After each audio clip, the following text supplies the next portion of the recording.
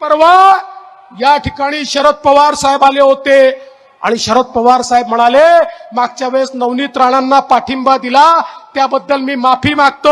अरे पवार साहेब, तुम्हाला माफी मागायची असेल तर याकरता मागा की तुम्ही सातत्याने विदर्भावर अन्याय केला, तुम्ही सातत्याने अमरावतीवर अन्याय केला, तुम्ही सातत्याने आम्हाला मागास ठेवलं। आज मोदीजींच्या नेतृत्वात या ठिकाणी टेक्सटाईल पार्क आला, मोदीजींच्या नेतृत्वात रेल्वे स्टेशनचं सौंदर्यीकरण आलं, मोदीजींच्या नेतृत्वामध्ये या ठिकाणी इंडस्ट्री आली, मोदीजींच्या नेतृत्वात विमानतळाला गती मिळाली, मोदीजींच्या नेतृत्वात मेडिकल कॉलेज या ठिकाणी आलं, मोदीजींच्या नेतृत्वात क्रीडा विद्यापीठ या ठिकाणी आलं, मोदीजींच्या नेतृत्वात पहिलं मराठी भाषा विद्यापीठ आमच्या रिद्धपूरला त्या ठिकाणी आलं। मित्रांनो, या ठिकाणी मोदीजींच्या नेतृत्वात विकासाला सुरुवात झाली।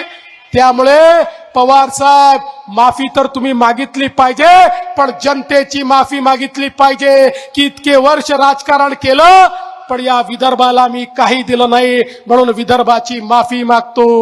मी या निमित्ताने तुम्हाला एवढंच सांगतो बंधू भगिनींनो, आताच नवनीत राणा आणि रवी राणा म्हणत होते की आमच्या काही लोकांची घरं बाकी आहेत, काळजी करू नका, मोदीजींनी अजून 12 कोटी लोकांना घरं देण्याचा निर्णय केलाय आणि मोदी आवास योजना आपण सुरू केली आहे, त्यामुळे चिंता करण्याचं कारण नाही आहे। प्रत्येकाला घर मिळेल आणि प्रत्येकाच्या घरामध्ये त्या ठिकाणी विकास आल्याशिवाय राहणार नाही।